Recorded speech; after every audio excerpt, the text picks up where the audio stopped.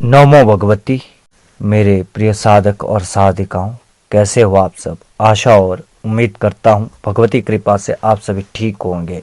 अज्ञा वेताल, आज हम इस शक्ति के बारे में जानेंगे, इसकी साधना के बारे में जानेंगे। अज्ञा वेताल भी सिद्ध परंपरा द्वारा अन्वेषित शक्ति है और यह उग्र मानसिक शक्ति और काली की संहारक या आक्रामक शक्ति का एक संयोग है और हमारे वाम तंत्र के अनुसार इसे रुद्रकाली भी कहा जा सकता है। और इस भाव की सिद्धि होने पर आक्रामक भाव की शक्ति अत्यंत प्रबल हो जाती है। अज्ञा वेताल सभी प्रकार के मनोरथ पूर्ण करता है। साधक के लिए साधना के समय में वह प्रहरी का काम करता है, रक्षक का काम करता है और किसी भी अन्य आसुरी शक्तियों के विघ्न को या किसी दुष्ट साधक द्वारा प्रतिस्पर्धा में किए गए तांत्रिक विचार की शक्तियों को नष्ट कर देता है। अज्ञा वेताल दूसरों को दिखाई नहीं पड़ता है, पर साधक उसकी प्रत्यक्ष अनुभूति करता है और यह अनुभूत करता है कि वो उसकी आज्ञा पर क्रिया कर रहा है। और जो भी साधक के जीवन में शक्तियां प्रत्यक्ष होती है और जो भी सिद्धि साधक करता है, जिसमें जो भी उनको एहसास होते हैं, वे साधक की स्वयं की अनुभूति होती है और यही अनुभूति साधक को बताती है कि वे साधना मार्ग में सही चल रहे हैं। और अज्ञा वेताल की साधना करने से व्यक्ति के जीवन में किसी भी प्रकार की वस्तुओं की कमी नहीं रहती है। व्यक्ति अज्ञा वेताल के द्वारा कहीं पर भी आग को लगा सकता है, जला सकता है, बुझा भी सकता है। और अज्ञा वेताल की साधना में व्यक्ति को सावधानी बरतनी जरूरी है, क्योंकि अज्ञा वेताल की साधना के समय में प्रकृति में हलचल होती है और जिसके कारण जो हमारे आसपास का वातावरण होता है वो भयानक हो जाता है। और इससे घबरा कर भी शमशान की प्रेत आत्माएं साधक को डराती है। साधक को इनसे भयभीत नहीं होना चाहिए, क्योंकि अगर आप भयभीत होगे आपकी साधना खंडित हो जाती है। और साधना के समय में अग्नि के झमाके भी पैदा होकर साधक की ओर झपटते हैं और साधक को ऐसा लगता है कि अग्नि की लपटें उसकी ओर आ रही है और उसे अपने आज्ञा चक्र में अग्नि की लपटें दिखाई देने लग जाती है। बस साधक को डरते रहना होता है और अज्ञा वेताल अदृश्य होकर सदा साधक की सहायता करता है सिद्धि होने के बाद। और अज्ञा वेताल की खासियत यह है कि अगर आपने इसको सिद्ध कर लिया तो आप चाहे फिर किसी भी देव मंदिर में जाए या देवी मंदिर में जाए या भगवान शिव के मंदिर में जाए या सरस्वती गणेश आदि सात्विक देवों के मंदिर में भी जाए तो अज्ञा वेताल आपके साथ वहां पर भी जाता है, क्योंकि इसके ऊपर माँ काली और भगवान शिव की कृपा है। और अज्ञा वेताल अपने आप में पूर्ण धार्मिक प्रवृत्ति की शक्ति है।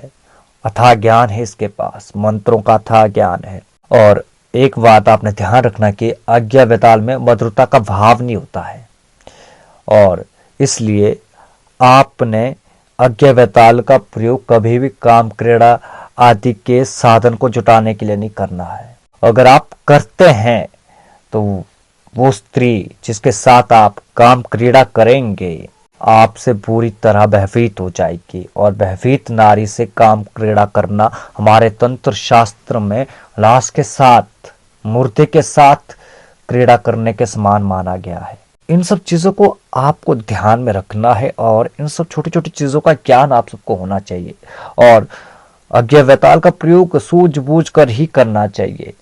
और उच्च तंत्र साधक या योगी को आप इसके द्वारा नियंत्रण में नहीं ले सकते हैं। जो उच्च कोटि के तांत्रिक होते हैं उनको आप इसके माध्यम से अपने नियंत्रण में नहीं ले सकते हैं, क्योंकि उनके पास उच्च कोटि की सिद्धियां होती है और उनका जो साधना बल होता है वो आपसे अत्यधिक होता है, जिसके कारण आप उन पर विजय प्राप्त नहीं कर सकते हैं, उन पर अपना नियंत्रण नहीं पा सकते हैं। और अगर आपका दुश्मन आपके ऊपर वार कर रहा है तो अज्ञा वेताल की शक्ति उसमें आपकी लड़ने में सहायता करेगी और बहुत सारे गुप्त रहस्य बताएगा, गड़े हुए धन का पता भी बताएगा। ये किसी क्षेत्र विशेष की रक्षा करने में अज्ञा वेताल सबसे उपयुक्त शक्ति मानी गई है। और एक बात आपने ध्यान रखना है, जो भगवती का साधक होता है, दुर्गा का साधक होता है, उसके ऊपर अज्ञा वैताल की शक्ति का कोई प्रभाव नहीं पड़ता है। और यह प्रभाव तब तक नहीं पड़ता है जब तक भगवती का साधक, दुर्गा का साधक अन्यायपूर्ण तरीके से किसी पर आक्रमण नहीं करता है या अपनी विद्याओं का प्रयोग नहीं करता है। इस बात का आपने ध्यान रखना है। और अज्ञा वैताल को सिद्ध करने के तो अन्य भी तरीके हैं, बहुत सारे प्रयोग है, बहुत सारे मंत्र है और बहुत सारी विधियां हैं। और आज जो विधि आपको बता रहा हूँ वो गुरु मच्छिंद्र नाथ द्वारा बतलाई गई विधि है, उनके द्वारा लिखी गई विधि है। और इस विधि से अगर आप अज्ञा वैताल को सिद्ध करेंगे तो आपको सिद्धि अवश्य मिलेगी। और जो साधक भावुक एवं कोमल हृदय या दुर्बल आत्म बल वाले हैं वे अज्ञा वैताल की साधना कभी ना करें, क्योंकि उच्च कोटि की साधना अगर आप बिना आत्मविश्वास के करते हैं, बिना मजबूत हृदय के करते हैं, तो आपको क्षति पहुंचेगी ही पहुंचेगी और सिद्धि भी आपको प्राप्त नहीं होगी और उल्टा ही आपके साथ बुरा होने लग जाएगा, आपको हानि उठानी पड़ सकती है। और कामुक व्यक्ति भी अज्ञा वैताल की साधना न करे, क्योंकि जिनका काम भाव के ऊपर पूरा नियंत्रण है वही साधक अज्ञा वैताल की सिद्धि कर सकता है।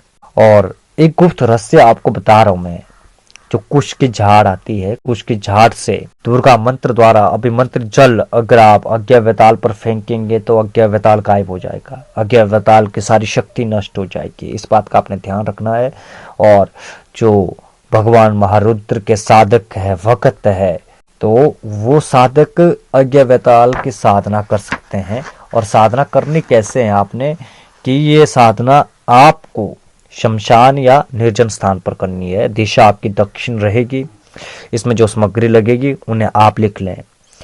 गुड़ लगेगा थोड़ा सा, और गुड़ की बनी हुई खीर लगेगी, और बताशा, पान, सुपारी, सिंदूर, तांबे का दीपक, सरसों का तेल और पीली सरसों, राई, कुमकुम, कपूर, बिम फल आता है एक, पंसारी से आपने पता कर लेना और जड़ी बूटियों वालों से भी पता कर लेना, वहां पे आपको ये मिल जाएगा बिम फल। और बंदर के थोड़े से बाल या चर्बी, और मदिरा, बकरे का मांस, चावल, तिल, ये सारी सामग्री आपको साधना में लगेगी।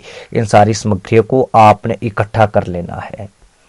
अब बात आती है अब साधना कैसे करनी है। ये सारी सामग्री आपने इकट्ठा कर ली, तो अब साधना करनी कैसे है, तो उसको आपने पूरे ध्यान से सुनना। क्योंकि विधि अगर आप ध्यान से नहीं सुनेंगे तो आपकी पूरी साधना ही निष्फल हो जाएगी, आप साधना में सफलता प्राप्त नहीं कर पाएंगे। करना क्या है आपने कि अर्धरात्रि के समय आपने शमशान जाना है, वहां पर अपना आसन लगा लेना है और शमशान की चिता भस्म से घेरा बनाना है और उस पर सिंदूर पूरित करते हुए एक बड़ा घेरा बना लेना है आपने।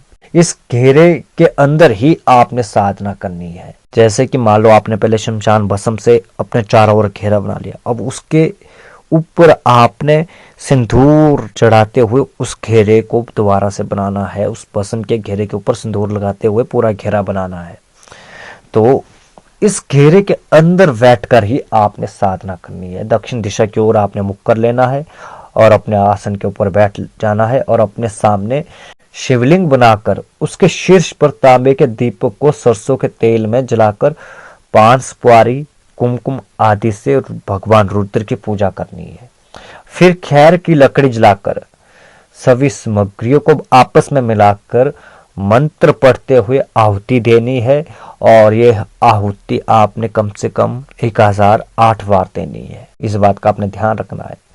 और आहुति देने के बाद आपने मंत्र जाप करते हुए अज्ञा वैताल का ध्यान करना है, उसका आवाहन करना है। आवाहन करने के बाद आपने फिर 21 माला मंत्र जाप प्रतिदिन करना है और इस तरीके से आपने ये साधना कम से कम 51 दिन तक करनी है। और अंतिम दिन 51वें दिन अज्ञा वैताल प्रकट होगा। जब वो प्रकट हो तो उसमें आपने मांस, मदिरा, बताशा, गुड़, पान, ये सारी सामग्री अज्ञा वैताल को अर्पित करनी है और उससे आपने 3 वचन ले लेना है। और मदिरा, मांस और जो सारी सामग्री आपने लाई थी वो सारी सामग्री वहीं छोड़कर भगवान रुद्र को प्रणाम करना है और अपने घर वापस आ जाना है।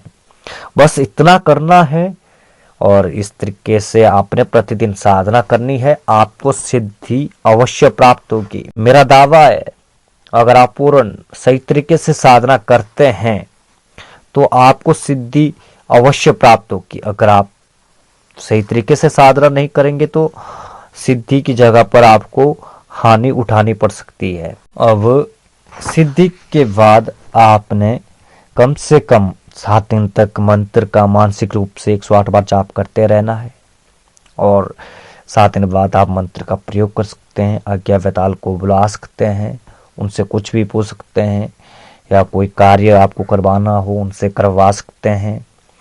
इस प्रकार की दुर्लभ साधनाएं कोई नहीं बताएगा और मंत्र को ध्यान से सुनना। ओम रुद्र रूप कालिका तनय भ्रोम भ्रोम क्रीं क्रीं क्लीं फट स्वाहा, यह मंत्र है। इस मंत्र को मैं आप सबको लिखकर भेज दूंगा। आप चिंता न करें, मंत्र आपको प्राप्त हो जाएगा। एक बात आप सबको बताना चाहता हूँ, इस साधना को वही साधक करे जो निडर साधक है और किसी योग्य गुरु के सानिध्य में इस साधना को करें। क्योंकि अगर आपसे कोई गलती हो जाए फिर लेने के देने पड़ जाएंगे। आपने देखा होगा कि मैं उग्र मंत्रों को नहीं बताता हूँ, परंतु आज आप सबको बता रहा हूँ, भगवती के निर्देश से बता रहा हूँ।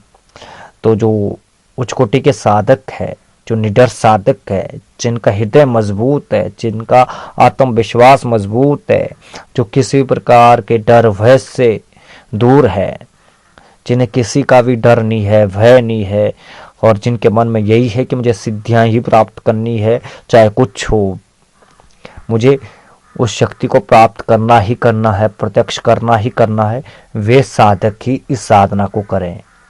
आज के लिए बस इतना ही। मिलते हैं एक नई वीडियो के साथ, एक नए प्रयोग के साथ।